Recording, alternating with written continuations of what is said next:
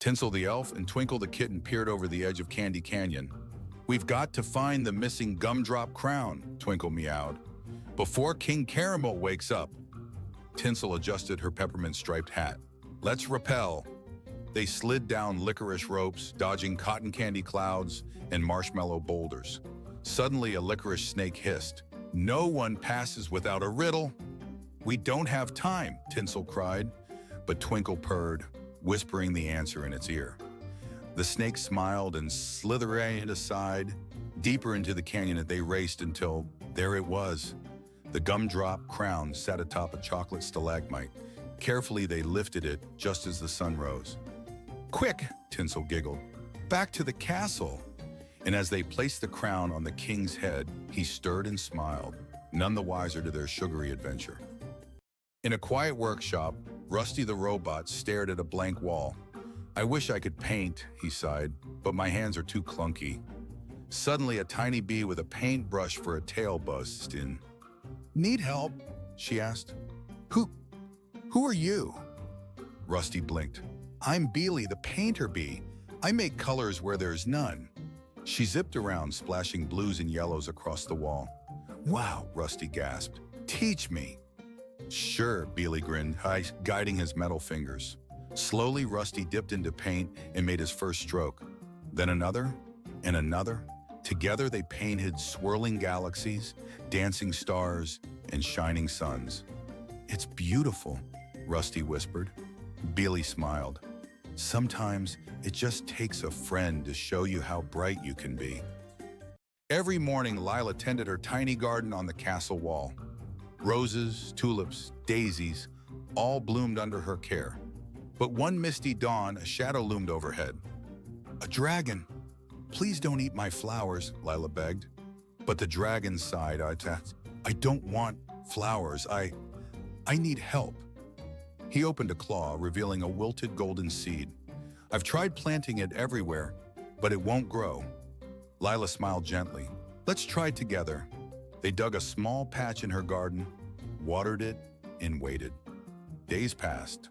Then, sprout! A golden vine shot up, wrapping around the castle. "It needed kindness," Lila said softly. The dragon beamed. "And now I'll guard your garden always." From then on, the dragon's wings shaded the flowers, and every visitor left with a golden bloom. Far beyond the hills stood the spiral tower, twisting high into the clouds. No one dared climb it, except Starzl. "Inside is a wish," she whispered, clutching her lantern. As she stepped inside, the staircase shimmered and shifted under her feet. "Choose wisely," a voice echoed. Every turn brought a door, one to treasure, one to adventure, one to answers. Starzl hesitated, then followed the faint sound of music. Up and up she climbed until she reached a tiny window at the very top. There she found herself playing a song on a golden flute. "The wish was always inside you," the voice smiled. Starzl laughed, feeling light as air. As she played, the tower's walls unfolded into bridges of light, leading to dreams she never dared imagine. High above the mountains lived a shy cloud named Puff. He watched big... "I could never do that," he sighed. One day the sun said, "Puff, the garden below needs rain. Can you help?" "Me, I'm too small," Puff said nervously. "Please," the sun smiled. Puff floated down, took a deep breath, and let out a soft drizzle. Flowers perked up, trees smiled. "More, Puff," said the sun. He rained just enough to refresh the garden. Back home, the big clouds cheered. "Look who made rain today." And Puff felt big for the very first time. Mira was bored. "No one ever texts me first," she sighed, scrolling her phone. Suddenly, a new message blinked in. "Hello, human, this is Dragon." Mira laughed. Very funny. But the next message read, "I need your help." Curious, she replied, "Help with what?" A map appeared on her screen, leading to the old quarry.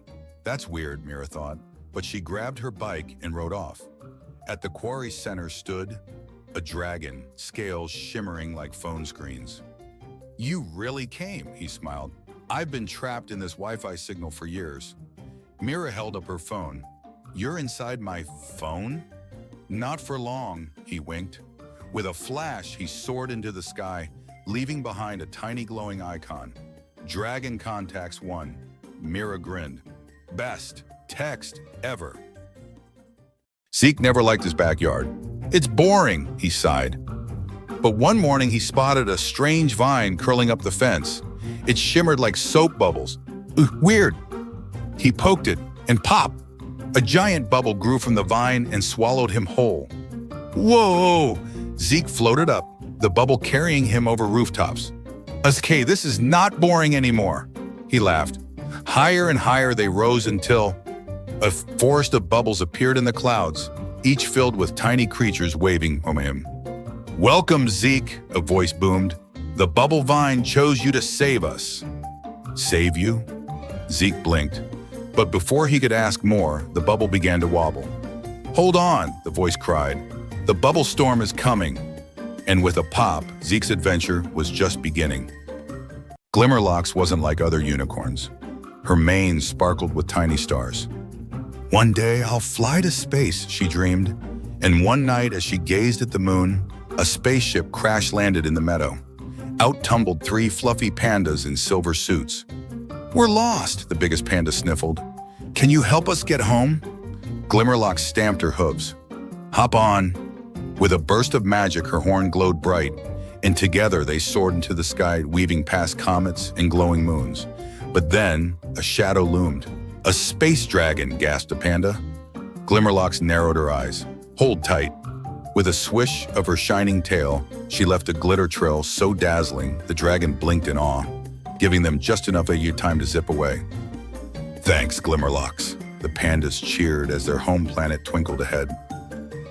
In a dusty thrift shop, Milo found a strange blue coat hanging in the corner. Try it on, the shopkeeper winked. As soon as Milo slipped it over his shoulders, the coat purred and lifted him an inch off the ground. Whoa, it hovers, Milo grinned. Where would you like to go? The coat whispered. Milo thought hard. Somewhere no one's been before. With a flutter, the coat soared out the door, over streets, past clouds, higher and higher. They zipped through rainbow storms and cotton candy skies until they reached a floating island with doors hanging in midair. Choose a door, the coat said softly.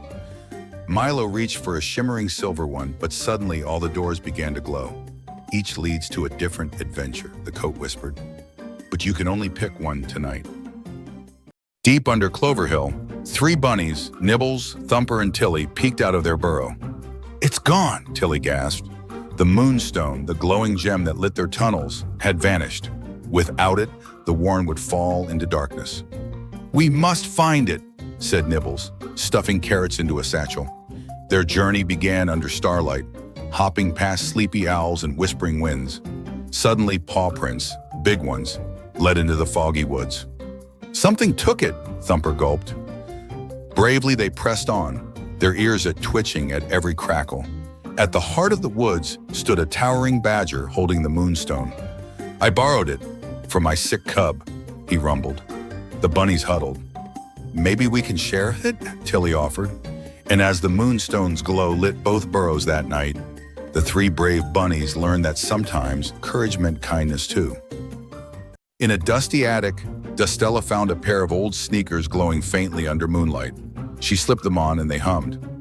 Suddenly, she floated an inch above the floor. Cool, she laughed, twirling. But then, the sneakers sprinted out the window.